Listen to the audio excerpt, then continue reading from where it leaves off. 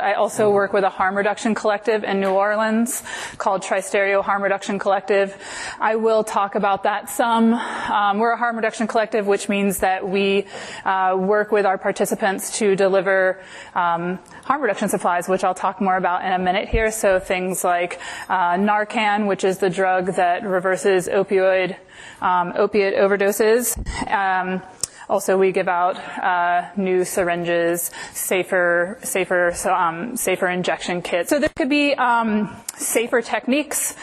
This could be like managed use. This could be as far as abstinence, right? Even though we recognize that abstinence is definitely not the only option, and if we tell people that that's the only option, often that's not what people are going to do. So what harm reduction is saying is like is just this up here. It's going to accept that for better or worse, licit and illicit drug use is part of our world, and so what we're doing is choosing to work to minimize its harmful effects. Okay. So now I'm going to dive into the rest of this part of like, what do we do when somebody's ready to quit? And so really I'm being very specific with that language. Hopefully that's clear. I'm not saying we're making somebody quit or we're like, you have to quit, right? I'm saying when somebody feels ready to quit, what do we do? Because just like I talked about with all of these ideas of harm reduction, this is about when somebody else is ready, when they come to me and they're letting me know that it is the time for them, that they want to quit. So I'm going to talk a little bit about quitting alcohol now. As a reminder, that none of me talking about quitting alcohol, some of the things that I'm going to talk about with this, I still will be doing milky oats, reishi, nada, all of that stuff if I have access to it. So these things in addition. So I just want to talk a little bit about the fact that alcohol withdrawal is really serious. For folks who have been drinking for a really long time and drink large amounts every day, it can actually be life-threatening to quit cold turkey.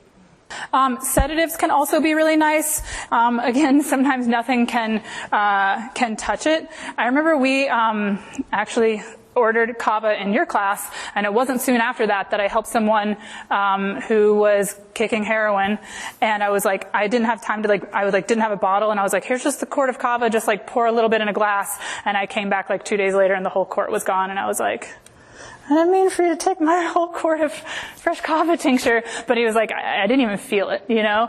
And so I just want to say that sometimes just nothing is going to touch it, right? This is that last stage I talked about of the maintenance. So I think it just is important to remember that people, when they experience addiction, sometimes it can be this real lifelong struggle. I unfortunately know people who will quit for 10 years and then they start using again, and it doesn't go so well for them, right? But people have like thought about it that whole time and really just kind of like white knuckled through it. So once withdrawal is over, people often still struggle with it. You know, it can become a really deeply ingrained pattern when people have it.